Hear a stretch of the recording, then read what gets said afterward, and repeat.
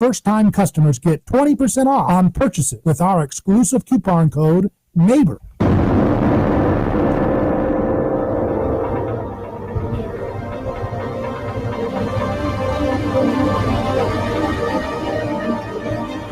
From the heart of Central Florida, you are listening to the most electrifying show in media. A Neighbor's Choice. And I'm your host, your neighbor, David Gronowski. So glad to be with you here once again for another exciting journey together, where we're going to learn from headlines, we're going to learn from history together, woven together with the personhood principles that we put together on this show together, you and I, neighbor to neighbor, and that is skin in the game is what matters, not tribalism, not what DC tells us to divide us, pit us against each other. We don't have time for that nonsense. We need to build neighbor to neighbor networks of Renaissance information. Speaking of which, I just had a fantastic roundtable discussion today with James Dale Davidson, the legendary forecaster, financial investor, as well as Joel Salatin, the legendary regenerative agriculture farmer, as well as Dr. Chris Martenson, who is the leader of Peak Prosperity and a renowned scientist. And we had a panel discussion on 21st century lifestyle. How do we build a 21st century lifestyle, right? We have a country today that's enthralled with fear, enthralled with, so-called experts. They get it wrong over and over and over again.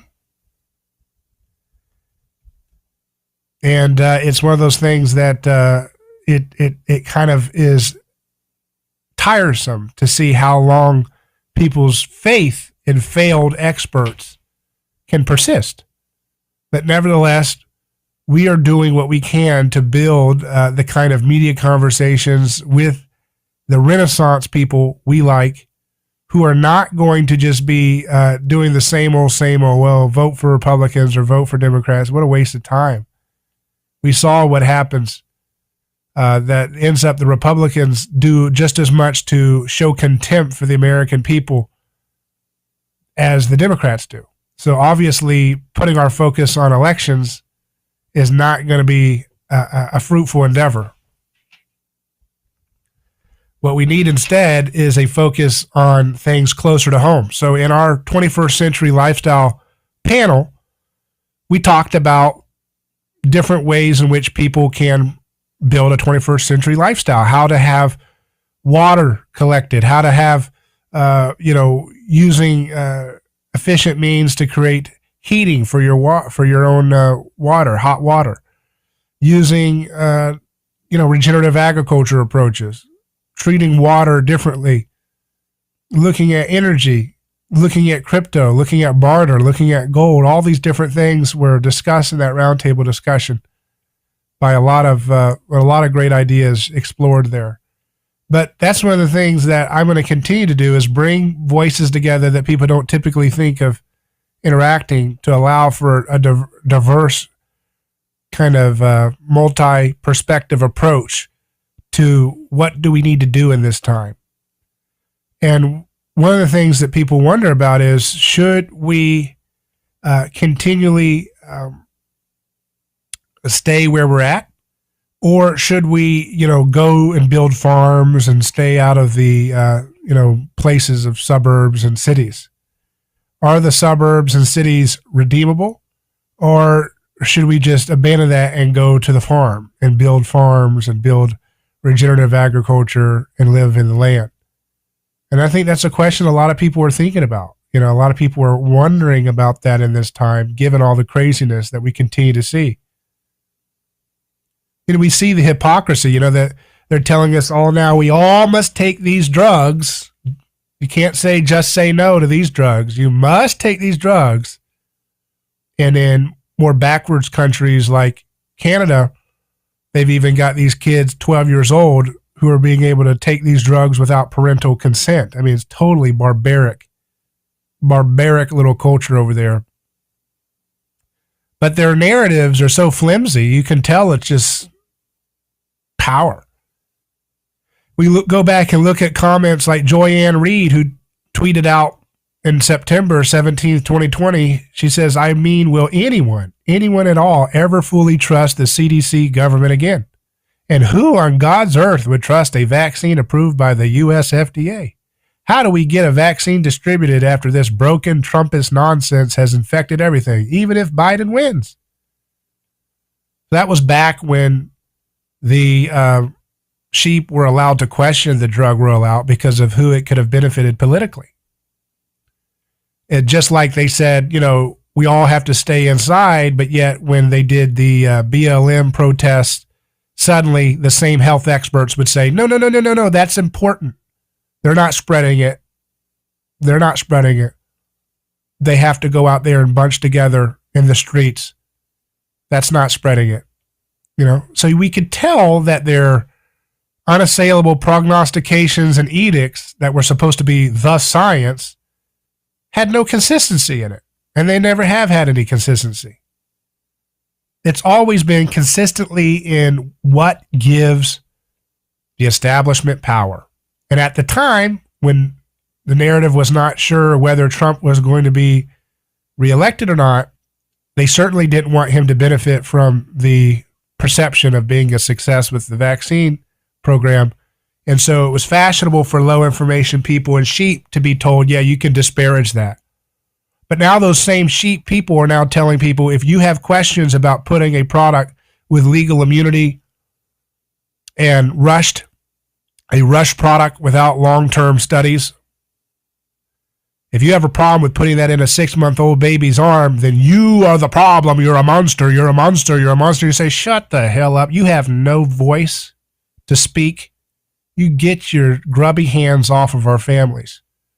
We're not going to put up with this kind of bullying nonsense, especially these are the same voices that told us we can never, these are the same voices that told us that we don't have to trust the vaccine when Trump was supposed to be getting the credit for it.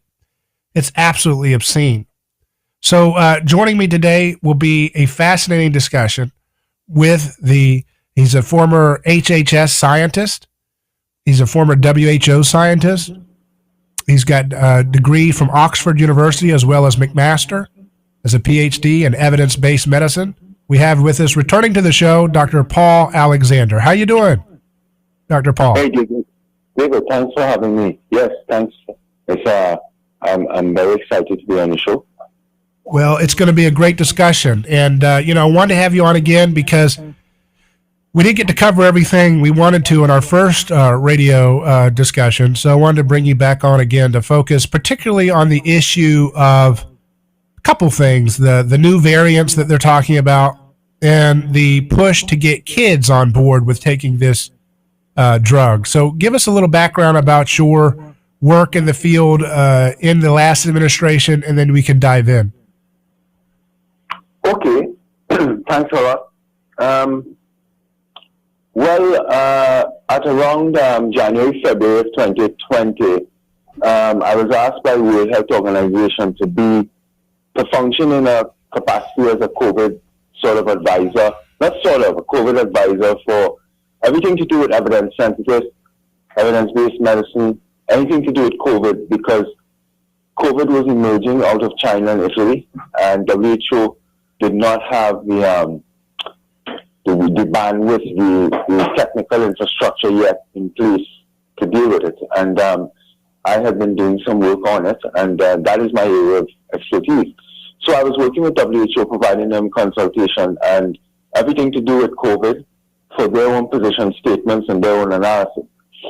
At the same time, maybe around April or so, 2020, I got asked by the Trump administration to come to Washington to provide support to the White House, to the Health and Human Services in DC, in all things to do with COVID. So my position was a senior COVID pandemic policy advisor, to the Assistant Secretary of Health and Human Services. And basically, what it was essentially was all of the information that's coming across the wire from China, Italy, and across the globe, to look at it and to provide guidance, my own view and my own interpretation to the various managers and directors that I reported to.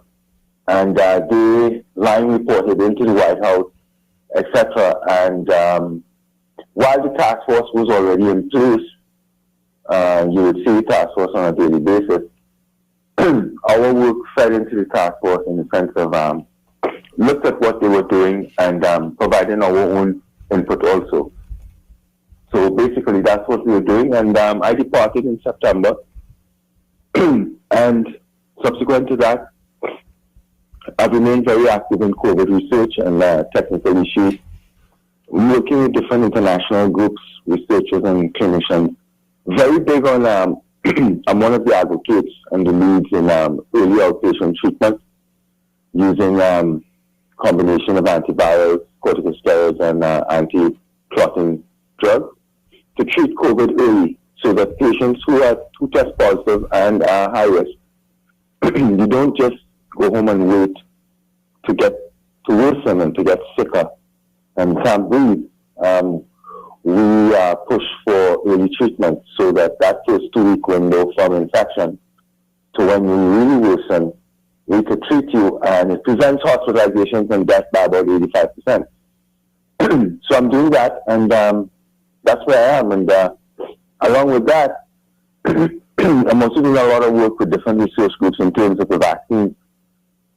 I have a lot of background in these vaccines because, again, I work in the administration in a capacity. I'm against the children being vaccinated because children bring no risk into the situation. So there's no opportunity for benefit, but there's tremendous opportunity for harm.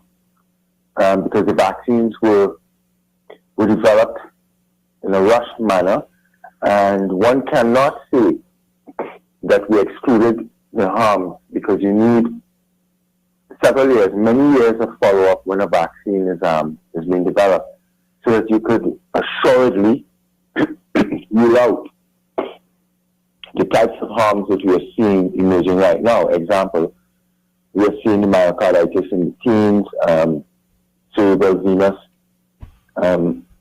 sinus clots in females.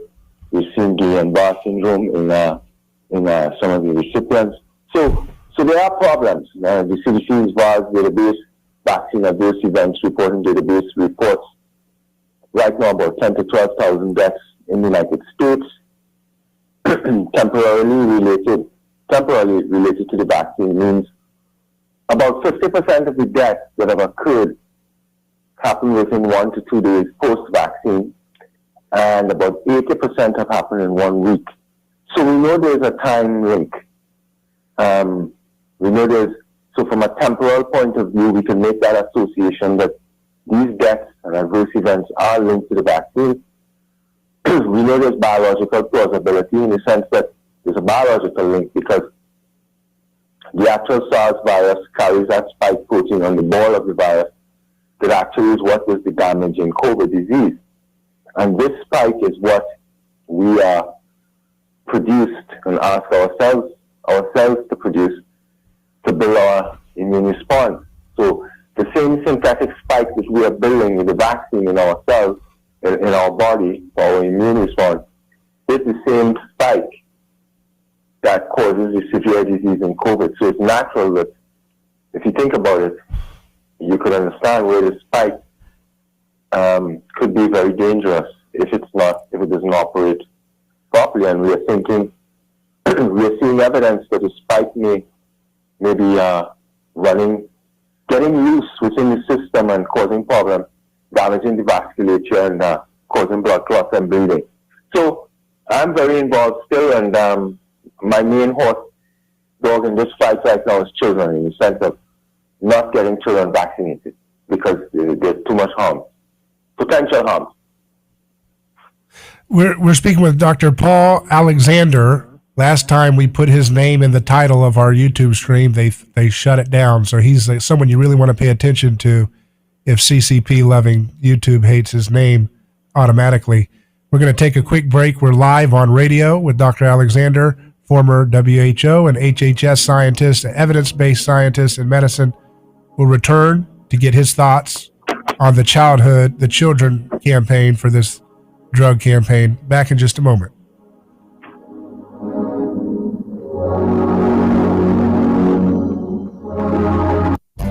A lawsuit is not something that anyone looks forward to. It's a stressful process. There are attorneys in Tampa Bay that keep clients well informed, creating less stress. That law firm is Catania. Personal injury law is definitive with full disclosure. There is no guessing game. If it's an auto accident, medical malpractice, nursing home negligence, unsafe working conditions, or motorcycle accidents, the law firm of Catania will handle the process worry-free from start to finish. Many victims don't realize they have a claim for the loss until they talk to Catania. They only represent private individuals and treat every case as if it's going to trial. Putting families first is more than just a slogan. It's their way of practicing law. It's a commitment to you. Remember, they don't get paid if you don't get paid. So go to CataniaCatania.com. Over 28 years in practice. Catania, personal injury, auto, and motorcycle accident attorneys. Catania, putting families first. Office Tampa. Not attorney spokeswoman. David Gronowski here. Let me tell you about a man named Gabriel. Every day, Gabriel puts on his boots and drives across America to make sure our store shelves stay stocked with the food people count on. See, Gabriel served our country overseas.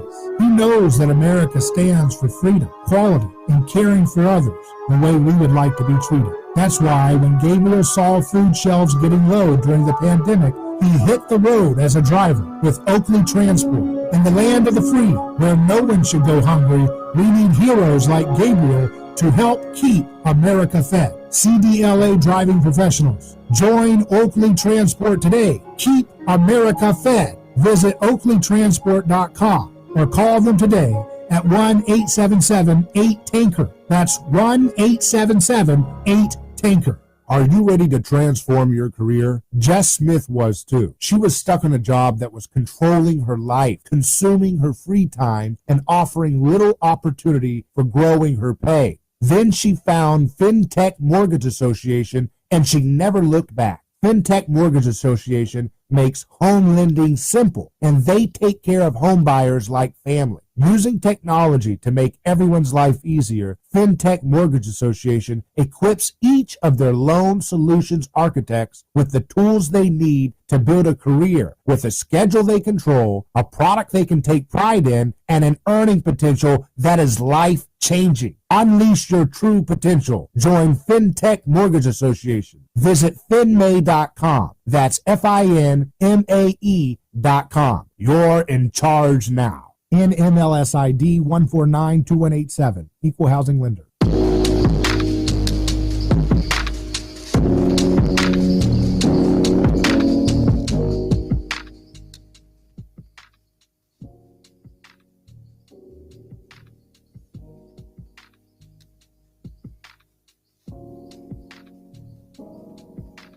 Welcome back to A Neighbor's Choice. This is David Gronowski, your host, here with Dr. Paul Alexander, former HHS scientist who was involved in the pandemic response and got a lot of pushback from the DC establishment immediately because he wasn't from their team. It didn't matter what he'd said, didn't matter. They were terrified of his arrival because he was an actual scientist that just follows evidence. And that's not how things are done in DC. Things in DC are done by political science first. It's crony correctness that governs that city. Crony correctness is what is the correct answer that our crony corporations that staff our administrations, staff our bureaucracies, and staff the regulatory agencies, staff the legislative lobbying firms. What do they want? They don't want anything to be promoted that doesn't have a patent. Because if it doesn't have a patent, it doesn't have a monopoly. And if it doesn't have a monopoly, it doesn't make people filthy rich, at least the way DC likes to do it. So, Dr. Alexander, you mentioned your focus is on the kids. And we know that in 12, you're from Canada too. in Canada right now, I heard that 12-year-olds are being pushed into taking the vaccine, and they don't even need to have parental consent. They get ice cream, and they get to have the vaccine if they get the free ice. They get the free ice cream if they get the vaccine, and they don't have to have their parental consent. What a barbaric thing is that? I mean, on no standard is that ever ethical. How in the world does Canada do that stuff? Well, I agree with you, and it's a huge, huge problem because the reality about it is they should operate and inform. Well, first of all, the vaccine has not been tested in children. The vaccines were not tested in children in the first place. In fact, the FDA excluded them, excluded pregnant women, children of childbearing age, COVID recovered persons, etc. So there's a reason for that. And you are not supposed to take a vaccine, a drug or a vaccine, except for medical advice, and apply it to a population that was not part of the study. So that in itself is wrong. What is being done here is wrong. There's been no pushback, no stopping of this. But more importantly, the reality about it is that the vaccines confer no benefit to children. None, because children are at low risk of getting infected in the first place, as well as getting severely ill or dying. So we're putting a vaccine that gives them no benefit, while on the harm side of the equation, the vaccine could be dangerous because, well, we already have seen myocarditis, etc. So this is a real, real concern. And in Canada, they're just bypassing the ethical standards and the rules that should be in place to protect children. And a person at 12 years old is not in a position to cognitively assess the benefits and the risks, else we would have allowed them to vote and to make more adult type of decisions. They have guardians and parents for a reason. And now, to push these vaccines on them, we've dropped the age of consent, and we're doing something that's actually, I would go as far as to say is child abuse, because the vaccines are not safe, and we are asking them to do something without their parents' consent. And a child cannot make ethical informed consent, because informed consent, which I argue, no one really who's gotten a vaccine anywhere in the world really has gotten proper informed consent, because informed consent means you are given this information on the benefits of the issue as well as the potential harms of the issue, and the person doing the informed consent should have background on your clinical profile. So the benefits and risk information is kind of framed within your risk profile too. And then an informed decision could be made. But none of that is happening here, because you pull up into the CVS or the drive-thru and they say roll up your arms and then give you a jab quickly and you go. That's not informed consent. And now when you take a 12-year-old who cannot really understand the benefits versus the risk, being given to them by people in CVS and these people who are administering the shots who are uninformed themselves, this is a recipe for disaster. It's terrible. It's, I can't find the words for it. It should not be allowed. Let's take a quick break. We're here with Dr. Paul Alexander, a scientist who worked in the heart of the pandemic response with the last administration and would gladly work with this current administration if they were interested in his service, because he's devoted to evidence-based medicine. That's his calling. And we're going to continue to pick up on his thoughts with the current pandemic response, also getting into the variant question. That's something we're going to dive into in just a moment. Stay with us live on A Neighbor's Choice.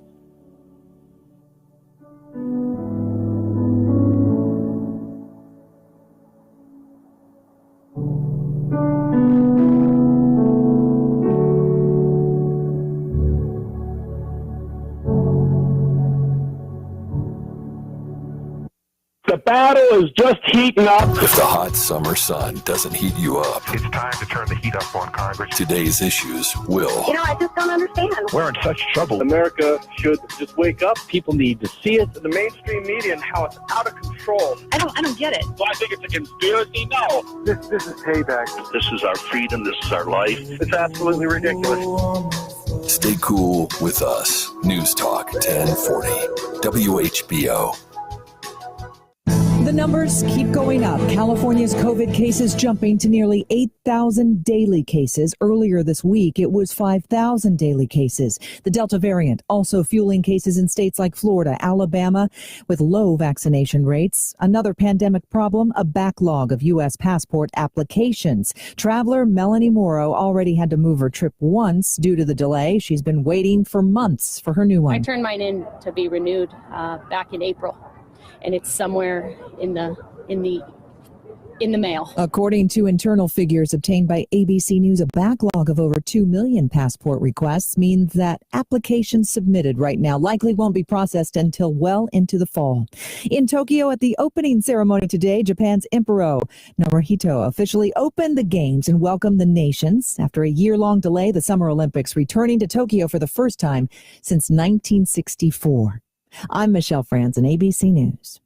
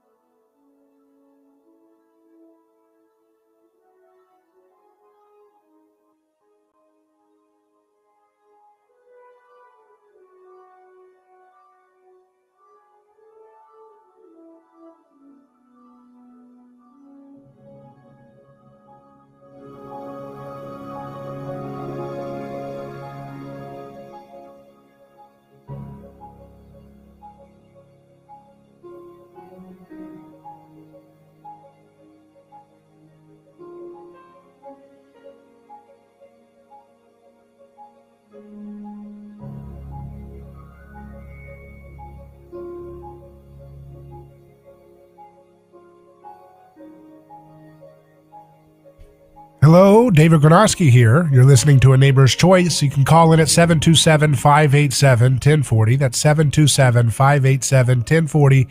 I'm here with Dr. Paul Alexander, who is an evidence-based scientist with the medical field, who worked in the last administration's pandemic response. So, Dr. Alexander, we keep hearing about this Delta variant. ABC News, they always talk about it. They're always pushing this.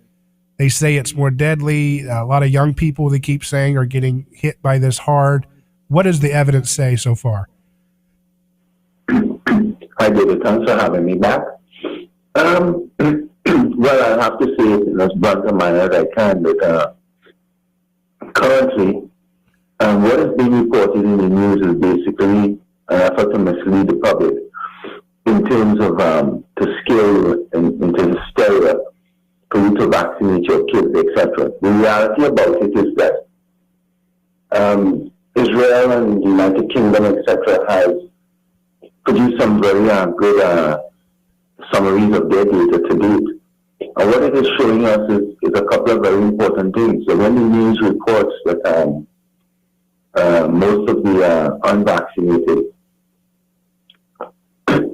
are the ones getting infected, what we are seeing is more 50-50 split, where new infections are with the Delta emerging in the unvaccinated and the vaccinated, as well as when we look at the UK data, what we are seeing is that while the infections with the Delta have gone up, the hospitalizations in them have been basically flat. Okay.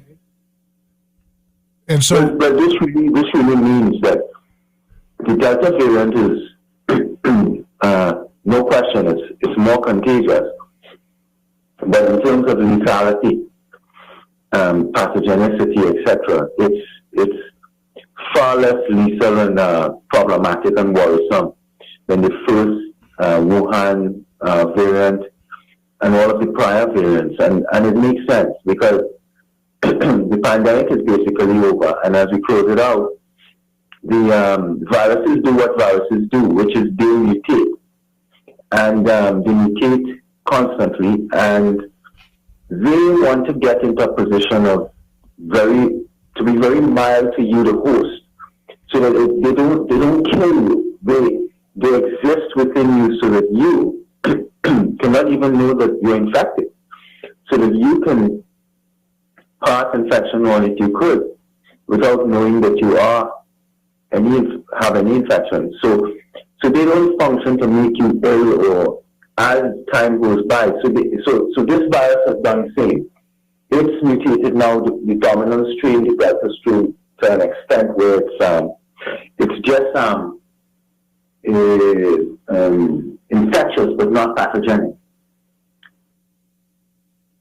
So, but that's not what they're saying in the media. They're saying this thing's very, very deadly, right? What's the basis they have for that argument, that it's worse than the original? Well, I would say they have no basis. They're just saying what they can say because they control the media. But there's no basis. I challenge them. I challenge the Surgeon General Murthy. I challenge CDC Director Walensky, Dr. Fauci, anyone. Provide me, provide us, provide anyone they can. One example. Just give us one example to show us that it's more deadly in the general population, somewhere, or deadly to children. Show us, because we've looked for it and we can't find that data. So that is total misleading and duplicity on their part. It's a continued effort to scare the public, to cower below your bed again, and to vaccinate your kids, which is wrong, because you raised the issue of lack of informed consent. The fact that we also discussed earlier that children are at very low risk of getting infected, of spreading it to other kids, of becoming severely ill. Look, Dr. Martin Makary of Johns Hopkins University, he's always on all of these talk shows, CNN, etc., and he's also come on to Fox. He has gone on record, and the left now detests what he's done, but I give him a lot of credit. You know, I admire what he's done, because he said the truth. He said, look, of the 630,000 deaths in America, let's say we accept 630,000 people died in America because of COVID. I'm not accepting that figure in this discussion, but let's say so. He's saying that the 330 that have been given a diagnosis of COVID. Again, we raise the issue that we do not know yet today from these deaths were causal or incidental with COVID, because CDC is dragging its feet and not giving us that clarification. So we have no idea why exactly these 330 Americans died. But 330 or 630,000 gives a very, very, very, very low death rate. One death from a child is tragic, but you need to understand 500 children die every year in America from the common cold. The normal common cold that your children get, your child, there are children across America. It doesn't get advertised in the news because, it doesn't make the news. But one in different states, every other day, a child dies of the common cold.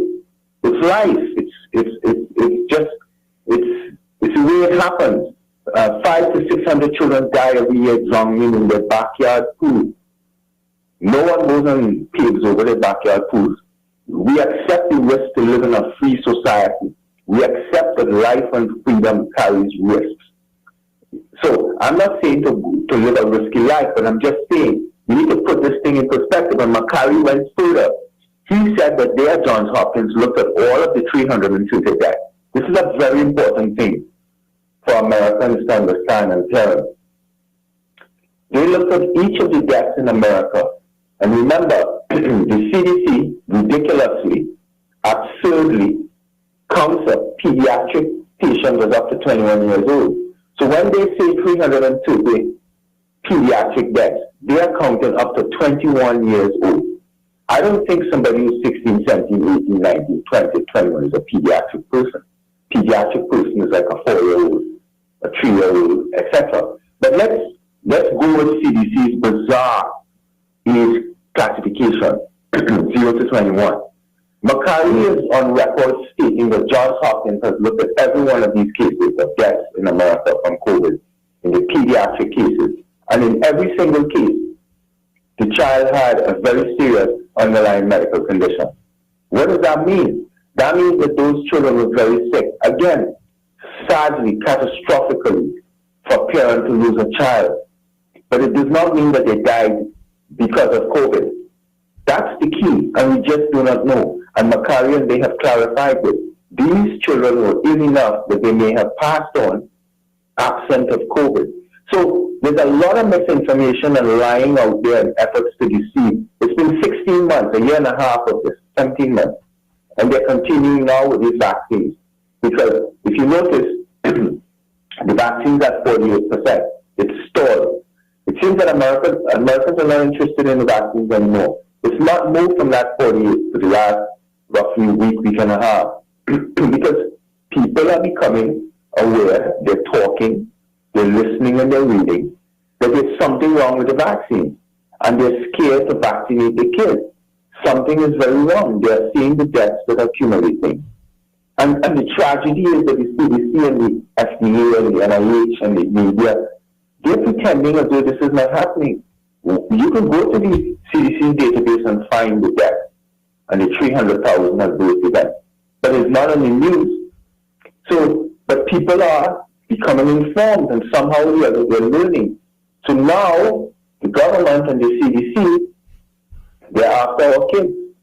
They want to put the jab in the arms of our kids, and we are saying no, under no condition, because we have no evidence that these children carry any risk to warrant this vaccine, and we also are saying it is potentially harmful because they have not tested it properly.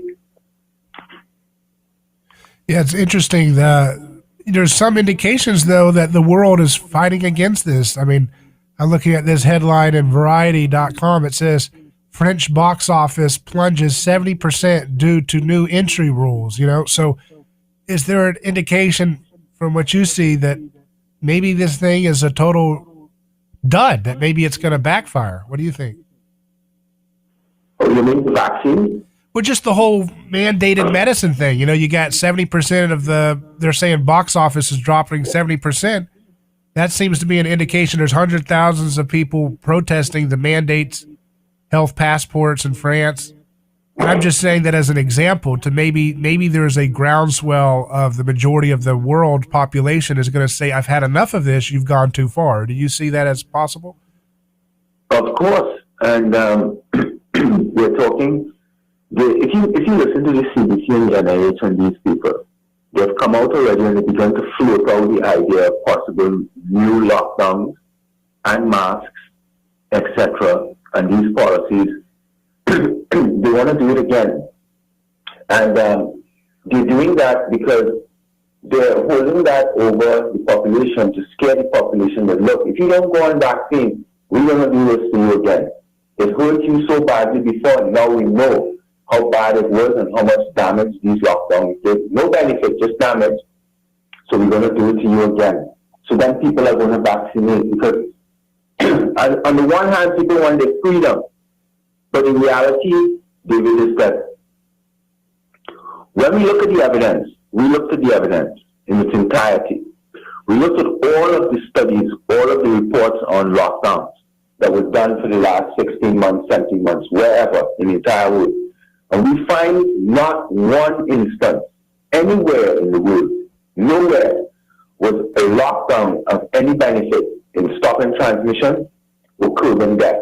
We find no evidence anywhere in the world that school closures worked to stop the spread and to stop any deaths. We find no evidence, not one example, where mask mandates worked. In fact, where there were mask mandates in America, in the States, cases went up. In any country where mask mandate was imposed, cases skyrocketed. So we could go on and on. Every single one of these policies, these restrictions for the last 16, 17 months, were catastrophic failures, not one worked. The task forces, the medical advisors made devastating decisions and policies, and they harmed populations because many business owners, many employees in businesses that were closed, and many children in America killed themselves. They self-harmed and they eventually killed themselves. And that is real data. We have the evidence. So to begin to talk again about lockdowns and masks and all of this, when all of those fail, and they're trying to use the Delta as a way to scare you, and with the Delta, they're holding the specter of the lockdowns and the masks now again. so that you could go and vaccinate.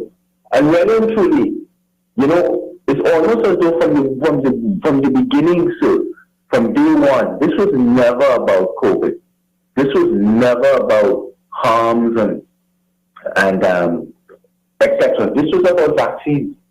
And in time, I'm going to have to say, I'm not a I don't know what you mean by what someone means by conspiracy theorist. I consider myself a contrarian and a skeptic. I question things and I look at the evidence in science. But I am saying that I believe that in time we're going to understand what really happened here, what went wrong, because many, many things went wrong. Many senior big people in the United States government did a lot of wrong things, made a lot of wrong decisions and policies that severely harmed Americans. And by extension, the world, because the world looks at America and follows what America does. That's true. Let's take a quick break. We're speaking with Dr. Paul Alexander, who is a scientist who worked in the last administration to stop the pandemic and challenged a lot of the nonsense policies that hobbled the response because of DC's obsession with looking for only patented products, only coercive lockdowns, only masks. Nobody is allowed to deviate with any facts. What a disaster. These people have set the world back, but we're going to fight back and we're going to get our freedoms. And it's no wonder that the poster children of this stuff, they look like Biden, they look like Charles Schwab, they look like shaking Tony Fauci, all old, decrepit, out of ideas, intellectually bankrupt, stinky, pathetic. We'll be back with more with Dr. Alexander.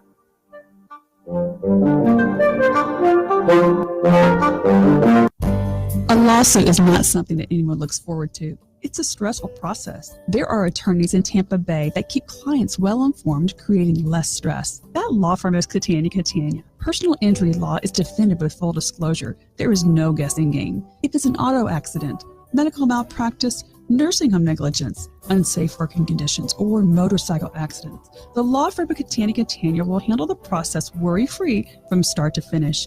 Many victims don't realize they have a claim for the loss until they talk to Catania. They only represent private individuals and treat every case as if it's going to trial. Putting families first is more than just a slogan. It's their way of practicing law. It's a commitment to you. Remember, they don't get paid if you don't get paid. So go to Catania.com. Over 28 years in practice. Catania, personal injury, auto, and motorcycle accident attorneys. Catania, putting families first. Office Tampa. Not attorney spokeswoman.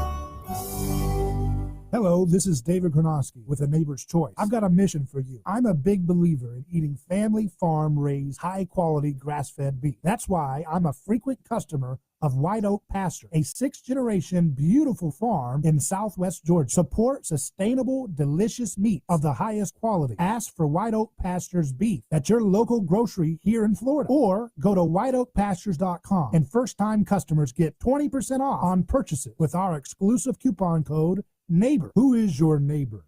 Dave and Wally are team drivers for Oakley Transport. One day, they came across a very serious accident on the highway. Some might pass on by, but Dave and Wally saw there was no time to waste. They jumped into action and saved 2 people's lives with moments to spare. That's the kind of courageous love we need more of today. It reflects the respected culture Oakley Transport develops with their driving professionals. CDLA licensed drivers. Join Oakley Transport today for a rewarding career. Visit oakleytransport.com. That's oakleytransport.com.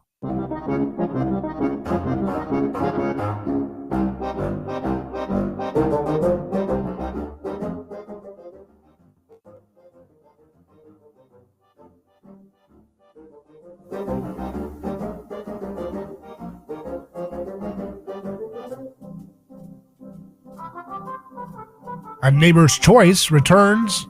We're live broadcasting worldwide on video stream podcast.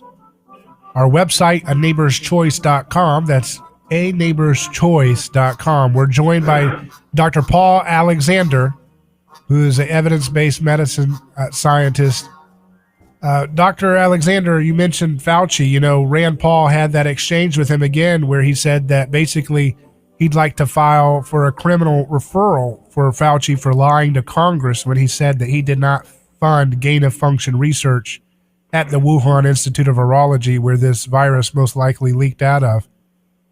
What do you think about that whole exchange and what Fauci's role is with this? Well, how would I answer that question? That's an interesting one. Well, first of all, there is something serious taking place there in that exchange. And Rand Paul and Dr. Fauci has had a go at it because I think in the past, Dr. Fauci has sort of made it look like Rand Paul didn't know what he was speaking about in terms of issues around herd immunity, cross-reactive, cross-protection immunity from prior coronaviruses, etc. Those prior exchanges, I realized that it was Dr. Fauci who was out of step with the science, and Rand Paul was correct. Now, in terms of gain of function, I don't want to comment on the aspect about criminal referral and stuff, because that's within the well of the Senate and the Congress, and those people have special protections, and those people can operate in that environment that you and I can't. And whatever they want to say and they're going to do, it's up to them if there's reasons to do certain things. But I want to just discuss it. Let me get straight to the gain of function. It seems that it is clear that they were working on ginning up and juicing up the SARS-1 virus since post-2004, 2005. And the question really, David, is why? You know, we have to even shift the focus from why was this happening? Did it happen in the lab? Did it happen outside the lab, in the car park? Where? No, that's not really the question. The question is why? Why would China be conducting this very high-risk research when we know that the nation that gets this technology in their hands first is a much more lethal and potentially damaging nation, because they could use this on the battlefield. And it seems that China got there. But the question is, was their involvement, the next real question is, was their involvement by the United States? Did the United States play a role in developing this coronavirus? And who? Was it the NIH, NIAID? Did Dr. Fauci have a role directly or indirectly? I don't know the answers to those. I can see what people are writing. I can see what people are saying. But I believe something wrong took place. I do believe that in my own background expertise, I do believe that this happened in the lab. I do believe that they were doing experiments. I do believe that it emerged from the lab. The third question then becomes, was this intentional release or an unintentional release? Did the Chinese release this deliberately?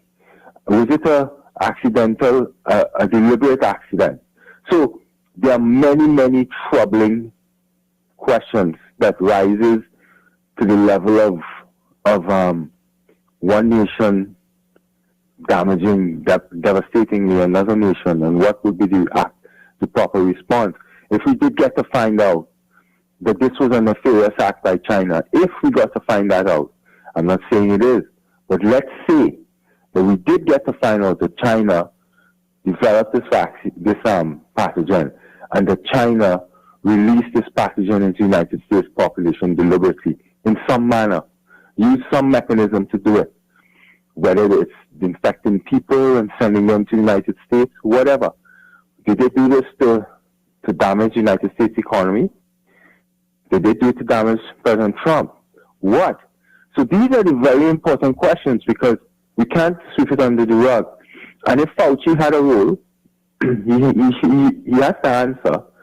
If he had a role in the development of it, if this was a mistake, meaning if he felt and the NIH felt that there was nothing nefarious going along here and they were collaborating with China, Yet China felt they were going to take advantage of the U.S. taxpayers' money and the technical skills at NIH, etc., and turn around and develop something to hurt America. But we need to find that out. And so I don't want to go on record. I don't want to say that Fauci himself did anything. I'll say it this way. I am the belief that if anyone, no matter how high you are, no matter in what agency, no matter if you were the President of the United States, if you did something nefarious or damaging, or you sought to harm the United States and the people, you should be held accountable. I don't care who you are and who you know and how connected, how much money you have. So we need to investigate this, and we need to let the chips fall where they may. And if it involves agencies within the United States and very high-level people in the United States, and they have to fall and be held accountable, they must fall and be held accountable so that no one ever does something like this again. Yeah, meanwhile, we have places like Australia going into strong lockdowns, and they've got drones and things monitoring people. It really seems like a nightmare. Nobody imagined this would happen. It feels like a movie, but here we are. What's your final thoughts on this? Well, you mentioned something there about Australia. Countries like Australia and New Zealand are making a catastrophic mistake. You see, it's back to what we were saying in the beginning, David. In March and April, when people like Dr. Atlas and myself came out and we were talking about a focused, risk-targeted approach, what we were trying to say is this. If you lock the society down tightly, you could conceivably, if you locked the society down very tight and you made sure everyone was indoors and no one could come out for months, you could stop anything from spreading. You could really stop a pathogen from moving. However, you have 2 or 3 serious problems if you did that. That's what we were trying to tell people. 1, the virus does not go away. It waits until you emerge. And by that lockdown, you have put selection pressure on it, and it's mutating for when you emerge. It's waiting and mutating. That's number 1. Number 2, if you did that kind of lockdown and were able to accomplish it, and not one case, not one infection has happened since our lockdown. We are so airtight. Great. But when you come out of the lockdown, you will have no society to emerge to. All of the businesses will be destroyed. No one would have jobs or income. Business owners would kill themselves, etc. It will be over. So then what is the purpose? And most importantly, by locking down, as I said, by masks, by school closures, etc., you are putting pressure on the pathogen. You are way better off, Australia, New Zealand, any country, including the United States. That's why we're still having these waves and these flare-ups. We were way better off by securing the elderly properly in the first place and letting the rest of society mingle and live life as reasonably normal as possible so that you could develop population-level immunity so that when you reopen this society... Look, if Australia locks down now, the biggest problem is going to be when they reopen, they are not inching closer to population-level immunity. So they will always be at a disadvantage. So once the virus flares up again, when they reopen, they're going to have a lot of susceptible people available to infect. And that's the issue. And that's what people just did not understand. You do not lock down. Lockdown creates a situation where the virus waits and you provide it susceptible. So when you reopen, it will just infect. And you will be in a constant locking down, reopen, lockdown, reopen. You will never be able to defeat the pathogen that way, ever. Well, I appreciate your time, Dr. Paul Alexander. We will continue to follow your work with great interest. Thanks again for joining us. I'm David Gronowski. We'll be back for Hour 2. News, talk, and information. 1040 WHBO Pinellas Park. Tampa Bay's all new news. Talk 1040. It's the only way I get news. From ABC News, I'm I'm Michelle Franzen. COVID cases fueled by the Delta variant surging where vaccination rates are low around the country, from Florida, which accounts for roughly 20% of the nation's new cases, to California, now logging 8,000 daily infections yesterday, up from 5,000 earlier this week. In Los Angeles County, some businesses are voluntarily closing again to protect workers, and there's a renewed push to get more people vaccinated. In Salinas today, Health and Human Services Secretary Javier Becerra toured a vaccination clinic focusing on getting shots in the arms of essential farm workers. About 40% of farm workers here were getting infected with COVID. In Texas, Austin officials raising the threat level there, asking people to mask up even if they're vaccinated. And in Missouri, mask measures are back too. With cases rising in Missouri, St. Louis City and County now announcing masks will be required again to be worn in indoor public places beginning on Monday. The renewed rule will be for everyone ages 5 and over, whether people are vaccinated or not.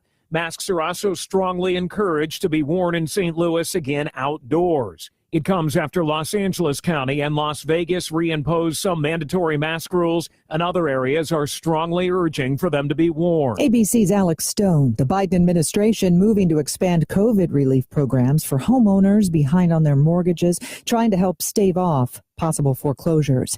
In Tokyo, the pandemic remains front and center where the delayed 2020 Summer Olympic Games officially began. Fireworks overhead at the opening ceremony with somber moments built in. For over an hour, athletes from around the world paraded into the Olympic Stadium, waving the flags of their countries. The Stars and Stripes was carried by WNBA players Sue Bird and Eddie Alvarez of the Miami Marlins, 2 members here of Team USA. ABC's Jim Ryan in Tokyo. You're listening to ABC News. If you have unfiled taxes or are in debt to the IRS, this is important news. The IRS just rolled out a new program to help struggling taxpayers more easily resolve their tax problems. It's called the Taxpayer Relief Initiative, and it opens up powerful new options for people looking to get back on the right track with the IRS. And no one knows this program like the professionals at Optima Tax Relief, America's most trusted tax resolution company. They've resolved over $1 billion in tax debt for their clients and have the expertise and experience to help you. One easy call to Optima can start the process, helping to put an end to your worries of wage garnishment, asset seizure, and other aggressive IRS actions. Make today the beginning of your fresh start with the IRS. Call the experts at Optima Tax Relief now for your free confidential consultation. Call 800-343-6460. 800-343-6460. 800-343-6460. Optima Tax Relief. Some restrictions apply. For complete details, please visit OptimaTaxRelief.com. Fire crews in Oregon are making progress against the nation's largest blaze, the Bootleg Fire, now 40% contained, but thousands of homes are still in its path. 70 homes have been burned. Another major auto company going electric. Daimler AG's luxury car brand Mercedes-Benz says it is stepping up its transition to electric cars, doubling the share of sales planned by 2025 and sketching out a market scenario in which new car sales would, in essence, be fully electric by the end of the decade. The company says the shift to electric cars overall is picking up speed. Daimler plans to invest the equivalent of $47 billion in battery-driven vehicles over the next half century. It says it also intends to work with partners on setting up 8 factories producing battery cells. Chuck Severson, ABC News. A name change for one of Major League Baseball's most historic teams. When Major League Baseball play began in Cleveland in 1901, the team was known as the Bluebirds. The franchise has changed its name several times since, but this is our team that has stood with our city for more than a century, from Old Municipal to the corner of Carnegie. Actor Tom Hanks in a video announcing the team's new name, the Cleveland Guardians. The club says it made the choice after more than 40,000 fans were surveyed, and the name recognizes the Guardians of Traffic sculptures on the Hope Memorial Bridge. The team's color scheme will be the same. ABC's Brian Clark, this is ABC News. On our first date, we had masks on and kept 6 feet apart. Now we're a lot closer. Just like Cliff and Deb, thousands of singles over 50 found their perfect match on Silver Singles last year. I feel like I'm 20 years old again, and I'm pretty sure she feels the same way. Rediscover the magic of dating with Silver Singles, the exclusive community for singles over 50. Sign up today and receive daily matches you won't want to miss at silversingles.com/radio. silversingles.com/radio. Michelle Franzen, ABC News. This portion of the upcoming amazing broadcast is brought to you by the law firm of Catania & Catania, award-winning personal injury, auto, and motorcycle accident attorneys, serving Tampa Bay families for over 28 years. Hello, this is David Gronowski with A Neighbor's Choice. I've got a mission for you. I'm a big believer in eating family farm-raised, high-quality grass-fed beef. That's why I'm a frequent customer of White Oak Pasture, a 6th-generation beautiful farm in southwest Georgia. Support sustainable, delicious meat of the highest quality. Ask for White Oak Pasture's beef at your local grocery here in Florida, or go to whiteoakpastures.com, and first-time customers get 20% off on purchases with our exclusive coupon code NEIGHBOR.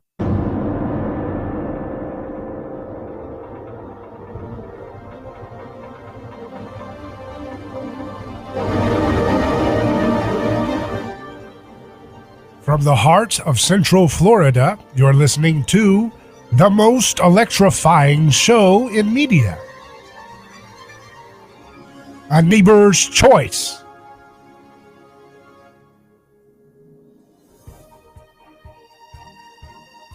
I'm your host, David Gronowski. So glad to be back with you live for another hour of news and commentary. Just had a great discussion with Dr. Alexander in the previous hour. If you missed it, you want to go back and check that out and watch that. Very informative data that he provides in his analysis as a scientist, having worked in the HHS, having worked in WHO, but still keeping his conscience, still keeping his credibility. He persists in following the evidence and speaks this vocally out against lockdowns. There's no science for this stuff. And yet we persist in having these people try to dictate to us what we're allowed to say and what we're allowed to do and where we're allowed to go. But I think hopefully this country and this world are going to push back and say, we've just had enough of you guys messing with us. Leave us alone. We don't want your great reset, consolidation of capital into the hands of a few corporations. It's a total patently absurd joke. So let's look at some headlines here that have been not looked at. The Gateway Pundit reports an attorney says January 6 prisoners brutally beaten, stripped, hogtied, humiliated by guards. One prisoner blinded in one eye, worse abuse than Gitmo. Ryan Samsel was leading the charge against Capitol Hill police on January 6 protests. Samsel pushed the flimsy bike racks and stormed the U.S. Capitol. Samsel reportedly injured a female police officer. Since his arrest, Ryan has been held in D.C. on March 21. He was awakened by correctional officers, his hands zip-tied, then walked to an unoccupied cell and brutally beaten by the officers. Then Ryan Samsel lost an eye in the beating. Ryan was not alone. So this is the kind of stuff that we talk about happening in Cuba, and here it is happening in our own country. This is disgusting. It's reprehensible. That's why people who are honest, humanitarian people on the left are joining and speaking out on this disgusting behavior. You shouldn't be losing an eye in prison, no matter what your charge is. But I think that it's clear that there's a lot of political motivation behind brutalizing people that were part of this protest and the riot. Joseph McBride is the attorney. He says, I'm alleging that the guards are beating them up. The staff are beating prisoners on a regular basis and have been doing so for a long time. This is no exaggeration. Richard Barnett was beaten up by staff. Greg Kelly asked him on Newsmax. He said he absolutely was. He was beaten. He was dragged. He was hogtied. One time his pants dropped below his ankles, exposing his private parts while he was taking a beating in front of a female officer, and he had to beg and plead to pull his pants up. This kind of savage behavior is all too common, you see. And I have two takeaway points here. One, which is kind of related to the first thing I said, which is that this is the kind of stuff that you see in Cuba and stuff. This is the kind of stuff that we hear about. So first of all, it totally discredits the American DC establishment, left and right, that say they have the authority to tell other countries how they can run their lives and do human rights. It's obvious that that's ridiculous hypocrisy. Number two, this is an eye-opening experience for those on the right who keep on having a kind of throw away the key mentality, particularly for nonviolent crimes. A lot of folks who are crying about what's happening or crying or speaking out against January 6th protesters being held in solitary confinement and being hogtied and beaten with their eyes popping out. A lot of those folks who speak out against this, unfortunately, some of them are the voices who have been most critical of criminal justice reforms, like what Trump did with the First Step Act. And I think this should be an eye-opening moment for them to step back and say, you know, maybe there's been precedent here that's been set in motion for a long time that allows prisoners to be treated in inhumane, violent, torturous ways for all kinds of stuff, petty and nonviolent things. So maybe we need to stop being so callous. This is a moment for conservatives to think maybe we should stop being so callous and flippant and naive in trusting tough on crime measures, because those tough on crime measures end up being used on anybody. It's the same thing they had to learn about the conservatives used to love and worship, the security state and the military industrial complex. And now they're realizing, oh, wait a second, FBI and CIA and Pentagon, all of them are speaking very hostile against 75 million voters and millions of more who don't vote. Very hostile, aggressive language to the vast majority of the American population who are peaceful, nonviolent people, speaking very hostile and aggressive in their desire to monitor and surveil and threaten and intimidate. Well, how did that happen? Well, it happened because you turned a blind eye when the Patriot Act was happening. You laughed at Ron Paul when he was challenging the quacks kooks like Mitt Romney and John McCain in the Republican primaries. And he would condemn the Patriot Act. He would condemn the NDAA and all these different things. And people go, oh, that's nothing. You're just weak. You're just liberal. You care about terrorists. It's like, no, you fools. Now that same apparatus that you laughed at Ron Paul for a decade, just about, now that's coming on you. And the same thing happens with the prison deal, right? And unfortunately, some of the folks, it's kind of complicated because some of the conservatives who rightfully have kind of distanced themselves from the security state and military industrial complex conservatives. So you got the neocons and then you got these new emerging Trump style populist conservatives, right? And so the populist conservatives seem to be pretty good about distancing themselves from perpetual war and the security spying state and all that. But so they get that part right, but then they get the other part wrong because they double down on being, hey, let's not do criminal justice reform. Let's not allow lighter sentences and reductions in sentences for first-time nonviolent offenders and that's a wrong approach to take. They think it's liberal. They think it's soft on crime, but that's not the case. If you set a precedent for solitary confinement, and if you set a precedent for long, arduous, cruel sentences for nonviolent crimes, those precedents will come back on you. And that's what's happening right now. So it's a teachable moment for a lot of people and a lot of different perspectives. The left and people who are for humanitarian rights, the people in the criminal justice reform space need to speak out about what's going on in January 6th protesters. Some did violent things and they should be punished accordingly. Some were just going along and trespassing, being a stupid sheep, following the crowd.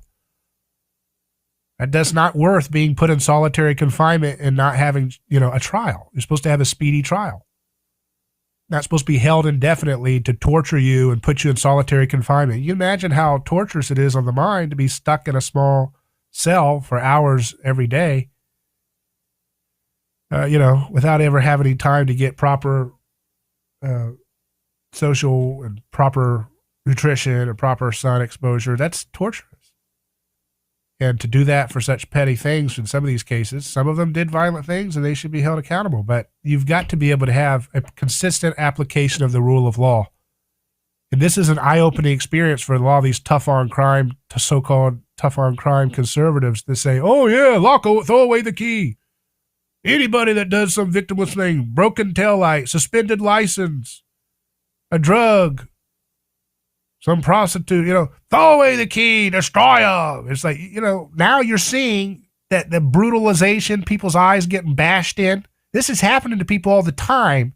And you're caught up in the dialectic, which is why this system is so screwed up in the first place. And if we would start uniting with our neighbors, person to person, and protect the human person, no victim, no crime, no torture, no solitary confinement for anybody, no beatings and brutalizations and dehumanizing situations for anybody, and get rid of this disgusting prison industrial complex, this would be a way to unite neighbor to neighbor across the aisle for people from all backgrounds, all races, that every human being's life is sacred and you shouldn't cage people and treat them like animals unless they've done a violent crime that deserves, that shows signs of, big things, rape and assault and brutal violence, fraud. Those are things that have victims that therefore should be stopped by society with force.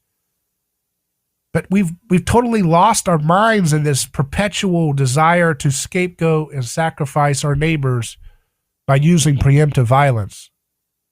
And that's why we're in this mess that we're in today.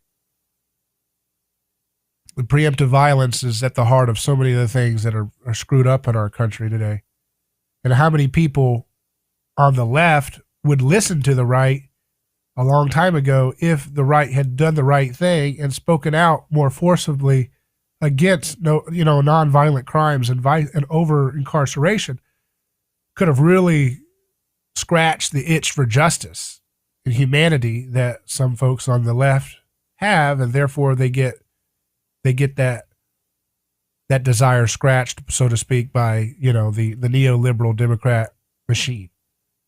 Of course, they're not getting proper answers. Joe Biden does nothing to give, pardons for people. He does nothing to give clemencies for people. And so, it's a total joke on the left side too, but the right is the place where people seem to at least be able to have somewhat of a conversation. They're open to thinking and readjusting, right? Millions of people who dutifully voted and dutifully believed in the institutions of the Pentagon and FBI and all these things were unassailable. Many millions of boomer conservatives, so to speak.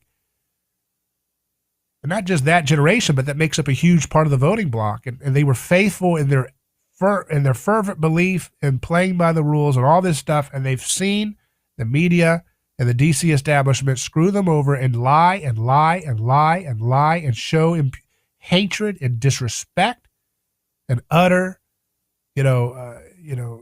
absolute obscene hatred for their citizens that pay their paychecks.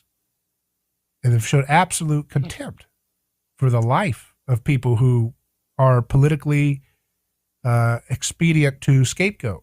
So when are we all going to wake up to the fact that the state is a scapegoating machine, and the more you give it power and precedent to scapegoat your neighbor, the more that power and precedent will scapegoat the heck out of you one day. When will human beings be able to get this basic reality? That's the million-dollar question, folks.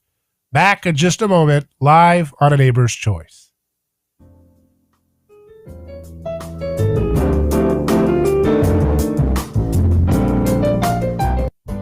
A lawsuit is not something that anyone looks forward to. It's a stressful process. There are attorneys in Tampa Bay that keep clients well informed, creating less stress. That law firm is Catania. Personal injury law is defended with full disclosure. There is no guessing game. If it's an auto accident, medical malpractice, nursing home negligence, unsafe working conditions, or motorcycle accidents, the law firm of Catania will handle the process worry-free from start to finish.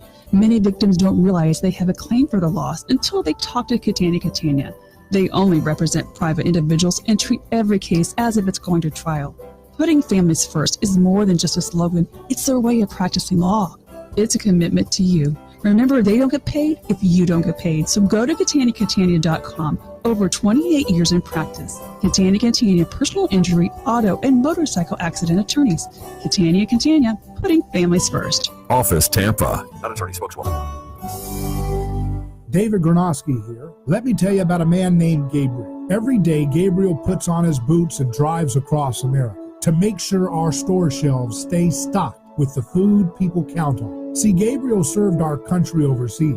He knows that America stands for freedom, quality, and caring for others the way we would like to be treated. That's why when Gabriel saw food shelves getting low during the pandemic, he hit the road as a driver with Oakley Transport. In the land of the free, where no one should go hungry, we need heroes like Gabriel to help keep America fed. CDLA driving professionals, join Oakley Transport today. Keep America fed. Visit oakleytransport.com or call them today at 1-877-8-TANKER. That's 1-877-8-TANKER. Are you ready to transform your career? Jess Smith was too. She was stuck on a job that was controlling her life, consuming her free time, and offering little opportunity for growing her pay. Then she found FinTech Mortgage Association, and she never looked back. FinTech Mortgage Association makes home lending simple, and they take care of home buyers like family. Using technology to make everyone's life easier, FinTech Mortgage Association equips each of their loan solutions architects with the tools they need to build a career with a schedule they control, a product they can take pride in, and an earning potential that is life-changing. Unleash your true potential. Join FinTech Mortgage Association. Visit finmay.com. That's FINMAE.com. You're in charge now. NMLS ID 1492187. Equal housing lender.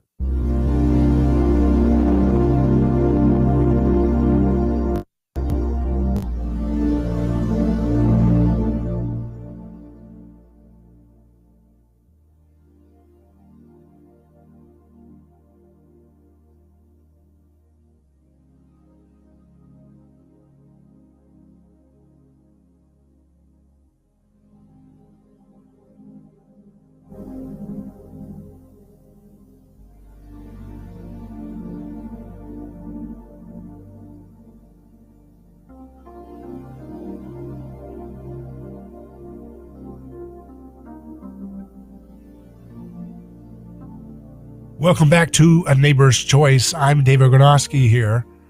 We're live. You can call in 727-587-1040. That's 727-587-1040. Or write a comment on our live stream. Paul Malonis says, define no victim, no crime. Is shoplifting merchandise under $1,000 no victim, no crime? Well, it's not. Obviously, there's a victim. If somebody owns a piece of property and you're stealing from it, then there's damages that are due. But I think in cases like that, there's different ways of dealing with that besides just putting people in a rape cage, right? So you can figure out, okay, if someone's stealing some chicken wings or something like that, or stealing some pizza or some petty thing, or, you can have restitution, like the Bible used, restitution, restorative justice, where the victim can be involved and have some, pay the damages back 2-to-1 or something like that, or do involvement with volunteer work. That's definitely a better deal. I mean, if it's a significant amount of theft, I think there should be heavier punishments than that, but there should be ways to deal with this. Jack says, well, our Western governments are counterfeiting money, so where is our moral compass on this? Well, that's a good point. But at some point, just two wrongs don't make a right. Right? So if you say, well, they're printing money out of thin air, so therefore let's just steal so we can afford, and then you're just into a state of chaos. You just watch what that looks like. Okay, when you destroy, our country was supposed to have success because we built a high trust society to some degree. In other countries, they don't have a high trust society in some places. So they don't have that. And that high trust society, it comes with respect for people's belongings. Once you lose that, it's game over. You're not going to have any Wright brother inventions. You ain't going to have any of this good stuff that people just think is a given. No, that goes away. Okay, because then people are not spending their time thinking about dreaming of wonders of the world. They're just trying to survive and protect their stuff from being stolen from some creep around the corner. So you have to respect people's stuff. And of course, our government comes up with a variety of reasons about how they can screw you over by stealing your stuff through inflation, through taxation, and they want you to get mad at your neighbor whenever they do that. That's what losers like Biden do, mumbling and bumbling his way through 50 years of dropping bombs on the heads of people of color all over the world, 50 years of this decrepit man, morally decrepit man, caging nonviolent people, particularly with a focus on minority communities. This is a sick, disgusting record of abuse. And the stupid, bigoted media has the audacity to try to sell this person to us as some kind of human rights justice activist. It's stupid. I mean, how dumb do you have to be to believe in this stuff? It's incredible. It's incredible. It's incredible what people, I guess, buy into to this day. And we continue to see the results of that. We continue to see that unfold. I want to go back to some of these stories about this drug rollout. Here's a story from freewestmedia.com. It says vast majority of COVID-19 cluster in Cape Cod were vaccinated. In Cape Cod, a geographical cape extending into the Atlantic Ocean in Massachusetts, the vaccinated are falling ill with COVID-19. The American town with one of the highest vaccination rates in the state now has the highest rate of new cases. An official told ABC News on Monday that the vast majority of the 132 COVID-19 cases were among vaccinated individuals. At least 33 people in a nursing home on Cape Cod have tested positive. Most of the residents have tested positive, were vaccinated, reported the Boston Globe. Health authorities, quote, working closely with the CDC, tried to minimize the outbreak, while local outlets like Cape Cod Times blamed unvaccinated people. So they scapegoat people. This is what stupid, fear-driven, hate-filled people do during a plague. They've been doing it since the dawn of time. They blame people. They scapegoat people for their own stupid, arrogant, hubristic, hate-filled agenda. And it is hate-filled because it's hateful to force people to take something that's experimental and rushed. It's hateful to blame people for something they didn't do. According to the Boston Globe, at least 35 COVID-19 cases in Boston residents have been traced back to Provincetown, and the newspaper reported that the overwhelming majority of those have been fully vaccinated. A fully vaccinated Boston resident who had fallen ill while in Provincetown recently told the Globe, "For 2 days, I was the sickest I've ever been in my life." The same resident, nevertheless, hailed the initiation of vaccine passports. It's ridiculous. I don't know what is going on in New England. These people have no self-respect. You know, they remind me of the sickness, the mental sickness of what's going on in places like Australia and England where they're still doing lockdowns. This is what I see happening in New England. It's just mentally defeated, completely submitted on a soul level. TheGuardian.com says why most people who now die with COVID in England have had a vaccination. The Mail Online headline says study shows 29% of the 42 people who have died after catching the new strain had both vaccinations.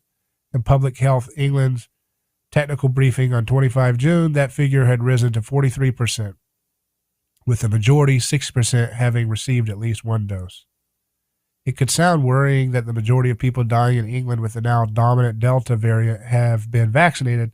Does this mean the vaccines are ineffective? Far from it, The Guardian says. It's what we would expect from an effective but imperfect vaccine.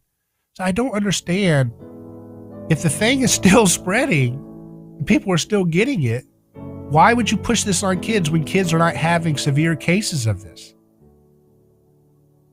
They could still transmit it. The kid could still get it and spread it, even if they get the vaccine, and then they could have long-term problems with myocarditis and stuff that other kids have reported.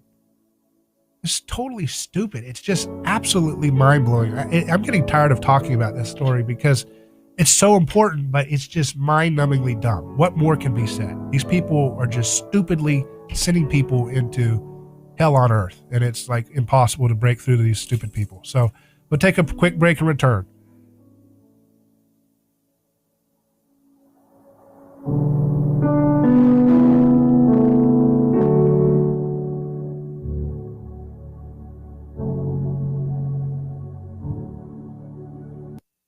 God that election is over. But wait, it's just beginning. The left and the right are all chomping at the bit to destroy the opponent. It's a mismatch any way you look at it. Borders, language, culture, religion, education, etiquette, all under attack. We got the latest at newstalkflorida.com. How does it affect Floridians? The only way it can. Solutions? We'll see who has the best. Get all the news, commentary, video you need to stay in touch. Florida's running smoothly, and there's a reason. newstalkflorida.com and on YouTube at News Talk Florida. Get your news here. After months of progress, more places doing a slow 180 in COVID cases, deaths, hospital patients, and restrictions. Days ago, there were over 5,000 new cases a day in California. Now state health officials report about 8,000 new cases with 46 deaths in a day. Mayor Bill de Blasio appears to be nudging New York City toward mandatory vaccinations or vaccine passports as the price of admission to social activities.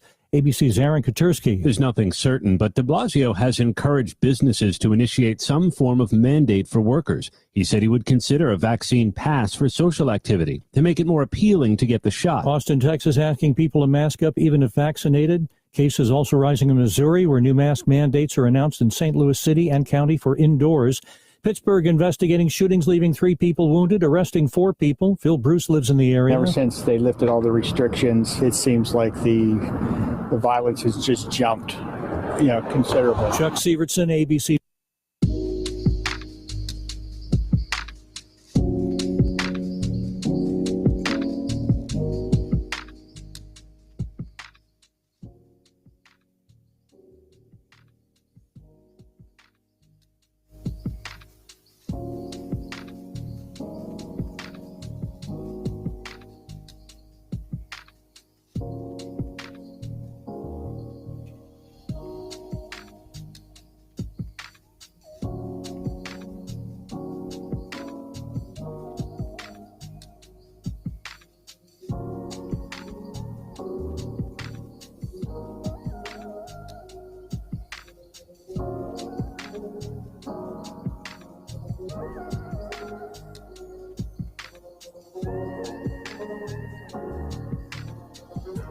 Welcome back to A Neighbor's Choice. I'm David Gronowski as we continue live on our broadcast today. If you're listening on radio at our flagship station, WHBO News Talk Florida, set it to this station, set the dial to this station for your go-to news and analysis. Our program comes to you live 4 to 6 p.m. Eastern Time, Monday through Friday.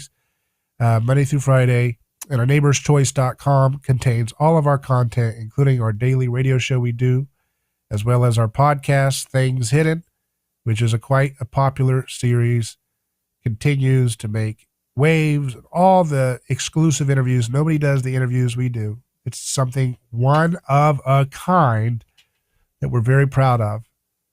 And so we're going to keep looking at some news, and then we'll get to some of your comments on our live stream. You can also call in 727-587-1040. That's 727-587-1040.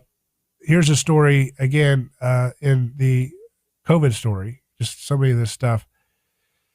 CNBC says that they published this story. Israel says Pfizer COVID vaccine is just 39% effective as Delta spreads, but still prevents severe illness. Well, most people don't have severe illness. It's just mind-numbingly stupid, this stuff. I can't stand talking about this stuff anymore. It's just so stupid. These people are going to screw over whoever the hell they want to screw over. They're arrogant. You can't stand in the way of a stupid herd. You just let them, at some point you just got to just move on.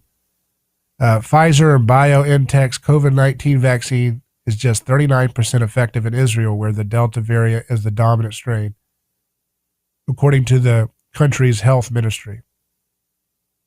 The 2-dose vaccine still works very well in preventing people from getting seriously sick, demonstrating 88% effectiveness against hospitalizations and 91% effectiveness against severe illness. But if they would tell people to stop eating the seed oils, they wouldn't have hardly any of this stuff would drop. We showed you in the Frontiers in Physiology paper by Bruce Hammock, Professor Bruce Hammock and his team, that the seed oil consumption, the leukotoxin, the linoleic is what they call it, linoleic, that this store up is what's causing the immune system to go out of control. But these dumb people don't want to talk about it. And it's driving me to the point of exhaustion talking about this stuff, because what can you do? You've got dumb people on the left and the right that seem to have all of the media monopoly, and they just push people right off of a cliff. At some point, we just have to move on to other topics. I don't know. I keep talking about it. I keep being drawn to this because I think it's important for somebody to speak the facts and speak science and common sense and moral and ethical decency. But a lot of it, the dumber crowd seems to always have a lot of the money power behind their garbage narratives. They've always had that, like we talked about yesterday. The stupid people used to tell you got to get a lobotomy if you have mental problems. That was science was settled. The stupid people, they told us there was going to be an ice age in the 70s. Oh my God, the science is settled. Ice age coming. I mean, they're just stupid people. Stupid people always get the monopoly of funding to spread their garbage narratives. It's very hard to get around that. The cream does not rise to the top in a state-managed society.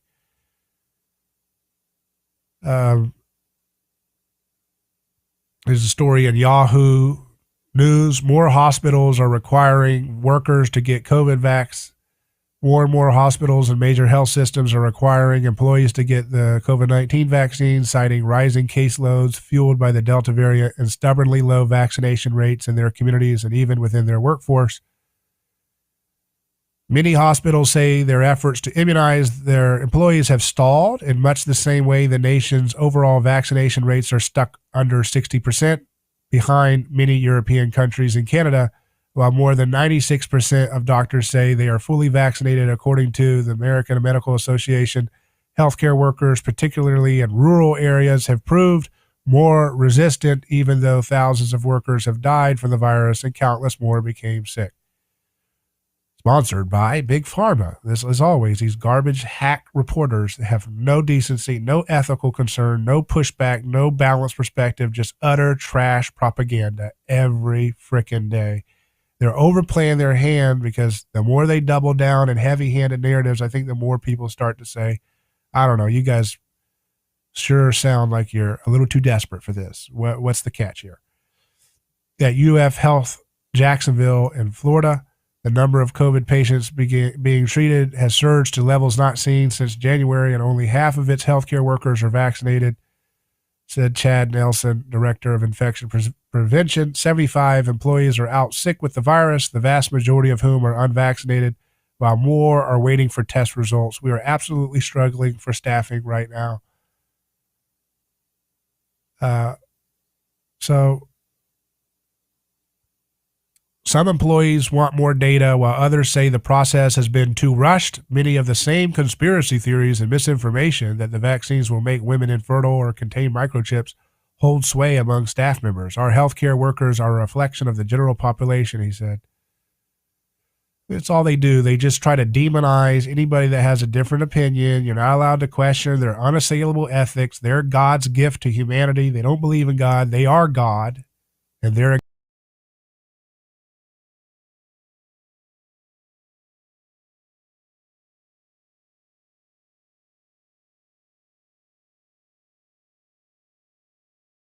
gift. Here's a story again in Yahoo News. Vaccination centers vandalized in France amid protests against COVID-19 measures. As tens of thousands of protesters hit the streets to demonstrate against France's new COVID-19 measures, 2 vaccination sites were vandalized, French authorities say. On Friday night, vandals used fire hoses to flood a clinic, the BBC News reports, and on Saturday, was particularly destroyed in an arson attack. There was anti-vaccine graffiti also found near the clinic. The French don't play. They have a history of mob violence, and that's their way of expressing themselves in that culture a lot of times. So they've got some hit or miss philosophy and some hit or miss crowd protests. It's wild over there. There's a screenshot from a Tucker Carlson episode where it says reports of death after COVID-19 vaccination are rare. More than 338 million doses of COVID-19 vaccines were administered in the U.S. from December 14, 2020 through July 19, 2021. During this time, VAERS received 12,313 reports of death among people who received a COVID-19 vaccine. And then it says Tucker's basically covering that there was a death toll glitch from 12,313 to 6,000. So, I mean, who knows what's going on with the numbers? There's so much political hunger to get this product in. It's mind blowing to see. I mean, the idea that they would mess with the data does not surprise me one bit. Does it surprise you? Here's a story, the switching gears out of the vaccine madness for a little bit. Thank God. That's just what dominates so much of the news cycle. And I do put a focus on it because we are a science interested show. We like anthropology, we like history, we like ethics, we like science. So we do talk about science. But I'm thinking about getting away from this COVID stuff because it's just too mind-numbingly stupid. The thing that draws me back to talking about it is when they start trying to bully kids, when they bully kids, that's when I think, if you have a platform where you're able to speak in the media and broadcast and radio, you got to use your platform wisely. And that means defending the vulnerable.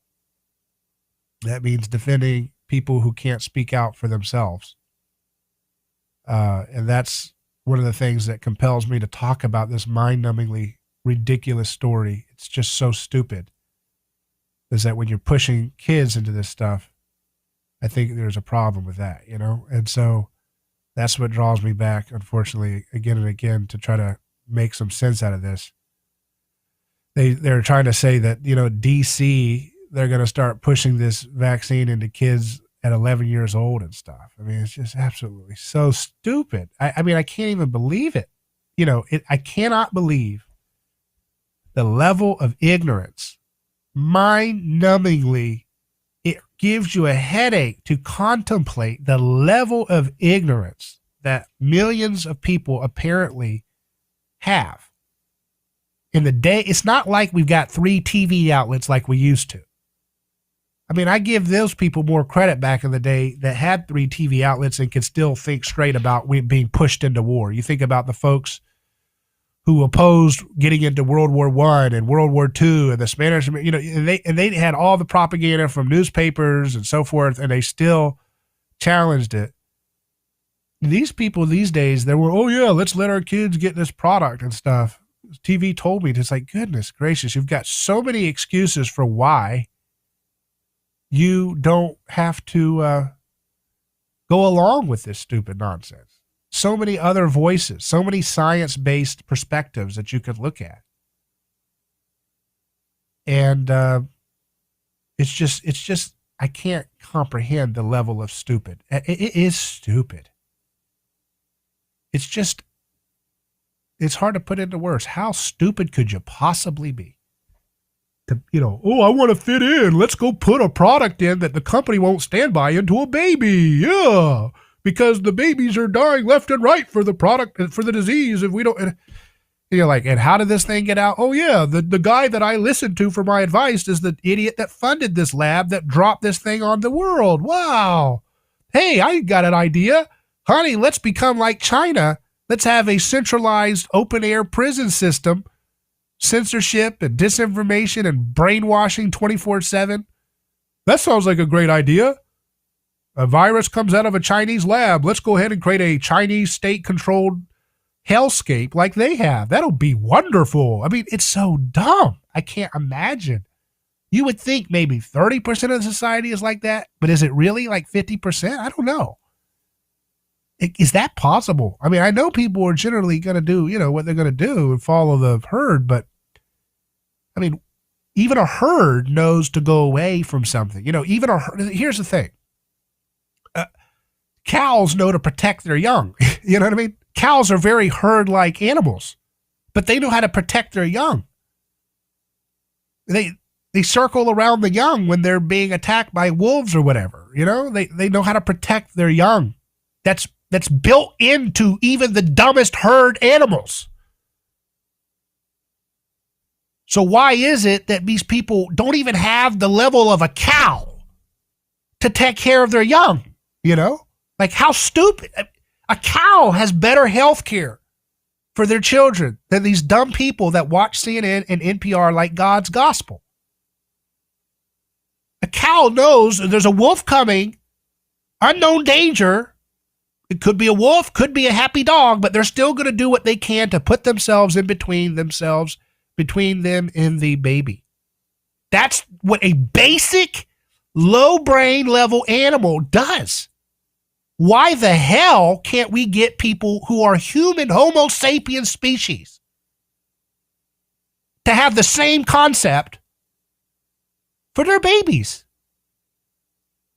It doesn't mean whether the thing's perfect or not. Who the heck, if it's an unknown product that was rushed to market with no liability, no skin in the game, that's unknown, basic, dumb, cow-level brain would say, you step the hell away from the baby. That's basic cow, bovine-level intelligence.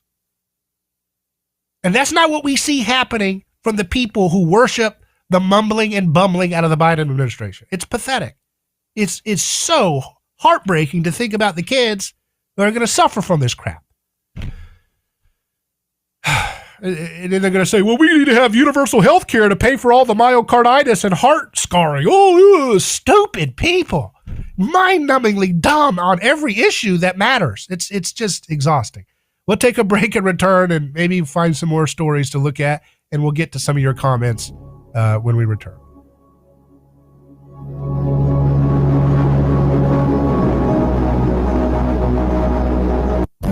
A lawsuit is not something that anyone looks forward to. It's a stressful process. There are attorneys in Tampa Bay that keep clients well informed, creating less stress. That law firm is Catania. Personal injury law is defended with full disclosure. There is no guessing game. If it's an auto accident, medical malpractice, nursing home negligence, unsafe working conditions, or motorcycle accidents, the law firm of Catania will handle the process worry-free from start to finish. Many victims don't realize they have a claim for the loss until they talk to Catania. They only represent private individuals and treat every case as if it's going to trial. Putting families first is more than just a slogan. It's their way of practicing law. It's a commitment to you. Remember, they don't get paid if you don't get paid. So go to CataniaCatania.com. Over 28 years in practice. Catania, personal injury, auto, and motorcycle accident attorneys. Catania, putting families first. Office Tampa. Not attorney spokeswoman. Hello, this is David Kronosky with A Neighbor's Choice. I've got a mission for you. I'm a big believer in eating family farm-raised, high-quality grass-fed beef. That's why I'm a frequent customer of White Oak Pasture, a 6th-generation beautiful farm in southwest Georgia. Support sustainable, delicious meat of the highest quality. Ask for White Oak Pasture's beef at your local grocery here in Florida, or go to whiteoakpastures.com, and first-time customers get 20% off on purchases with our exclusive coupon code NEIGHBOR. Who is your neighbor? Dave and Wally are team drivers for Oakley Transport. One day, they came across a very serious accident on the highway. Some might pass on by, but Dave and Wally saw there was no time to waste. They jumped into action and saved 2 people's lives with moments to spare. That's the kind of courageous love we need more of today. It reflects the respected culture Oakley Transport develops with their driving professionals. CDLA licensed drivers. Join Oakley Transport today for a rewarding career. Visit oakleytransport.com. That's oakleytransport.com.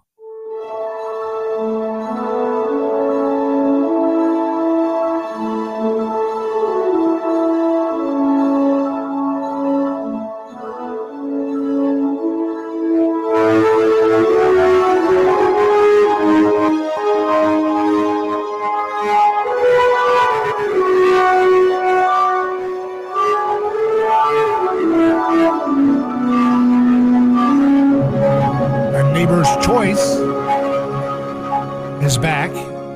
I'm David Gronosky here live, and it's interesting. A lot of the folks, it'd be a lot easier for me to get our subscribers, at least, to be able to even see our live stream if I did not talk about these science questions and use science. You know, there's a lot of shows that get syndicated faster and go all off because they don't touch these topics. They do very, very, very, reserved critiques. And they also focus on taxes and what can we do to help Cuba? Let's go screw up that country in our own way too. You know, they're always talking about this stuff. And it's very self-limiting for my growth pattern in this program to go after these topics. It'd be much easier to just toe the line like the people you see on the major syndicated programs. They just talk about, what did Greta Thunberg say? That's the stuff they want you to talk about. The dumb little tit for tat, name games and talking about, whatever culture thing is. It's such a waste of time. To talk about culture, but you have to do it the right way. But it also have to talk about scientific facts, especially when the kids are being pushed into something. Let's look at some of the comments here. Someone says, good evening from Germany. We had the same situation in Germany. We have a protest movement called Verdenken, which got demonized in the media because they assembled in public to protest. Environmental protests were A-OK. But welcome from Germany. And I think that your protest you're talking about was against the COVID lockdown policies. And that was demonized, but the environmental protests were considered okay for them to gather. Total political nonsense. This is not based on science. As Dr. Alexander said, there's no evidence that the lockdowns did anything to mitigate deaths. It's disaster. Absolute disaster. Just consolidated profit for the select corporations that own your governments. Joseph says, we have a weak link in our metabolic health caused by linoleic acid, which is seed oils, that is being exploited politically using a weak virus. Amen to that. They don't want to talk about it. I think I'm the only program in news media there. You can find podcasts that talk about the, vegetable oil thing, but I think I'm the only program in daily news broadcast media that even links the biggest freaking part of this equation, which is the seed oil thing being the main driver of the obesity and the comorbidities and even the pathway by which our immune system goes crazy with ARDS for people that get this virus that are having a bad experience with it. Let's go look at some other comments here while we have our time together. Jack says, a high trust society based on community and Christian fellowship, if only. Well, I believe that all of the systems of world governments are continually trying to imitate Jesus's aesthetic for concern for victims to hide their justification for the use of coercion. So if that's any indication, it seems like the future belongs to those who imitate Jesus, including that it's a sign that the forces of statism and abuse are running scared because they have to more cleverly disguise their campaigns for authoritarian control with sensitive victim garbed dress. Does that make sense? So if they have to stretch that much, used to be in the old day, off with your head because you're stupid or ugly, right? You can't do that now. Now you have to say, screw your life because we're trying to save the babies. Oh, okay. No, you're not. You're a liar, and the evidence will reveal that, right? So they have to increasingly hide in more desperate ways to hide their authoritarian might makes right ugliness. Aaron says the shot doesn't meet the legal, medical, or patentable definition of a vaccine. Paul says some people are afraid to even think government would lie to them. That's true, and that's because it's their religion.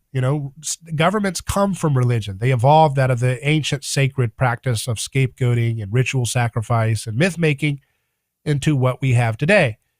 And so a lot of people put their faith and trust in kings. That's what they do. They worship them. They're arrogant. They don't want to believe that there's something bigger than mankind because that would mean they have to act accordingly to those ethics.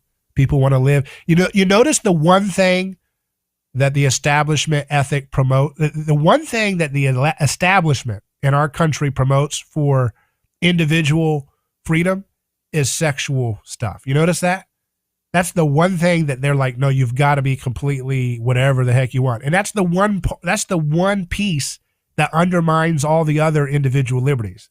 If you've got people who've lost their mind sexually, with addictions or all kinds of chaos with gender wars and gender mimetic rivalry and gender envy, and I want to, beat that other gender and all this stuff. When you've lost that reality, that's why your free speech, your self-defense rights, your private property, your common sense, your family stuff, all that falls apart. So that's the one part of individual, and it's not individual liberty, but they certainly try to present it as such.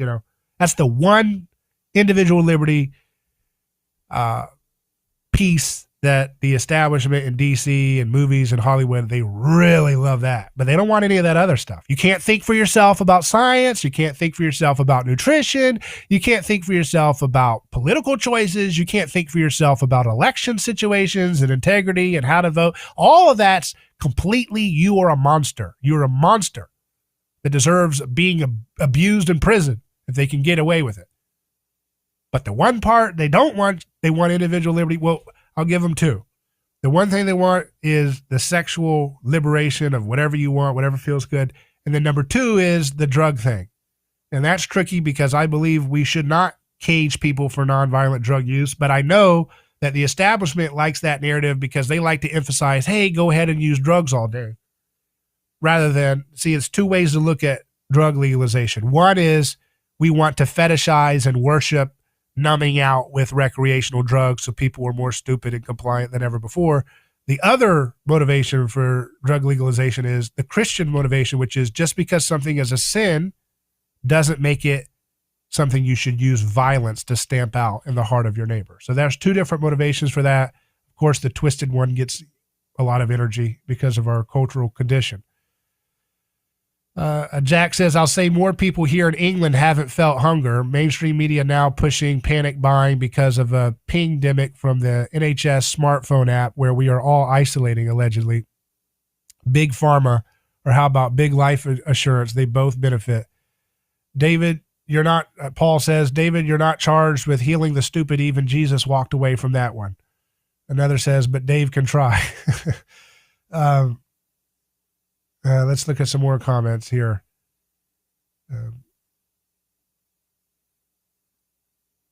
Another one says, thank you, David, for speaking some truth. Thank you for watching. Another says, masks and lockdowns are BS. Another says, pray for Australia. Friends, we have gone from 180-year-old death in New South Wales to facial recognition for our health and inability to leave our homes. I mean, these people. I mean, how many people in Australia die from cancer, heart disease, right? How many people are dying in Australia of that? And these dumb idiots in their garbage medicine, the New Zealand public health minister is saying, we are the only source of truth. And they can't tell you to get off the vegetable oils, mate. Come on. You can't get off the vegetable oils, which would drive down would prevent a lot of heart disease if people could do that long term, getting rid of the sugar, getting rid of this stuff. Yeah, commenter says, for a former penal colony, Aussies are far too passive and compliant. I don't know what's going on over there. It's a mess.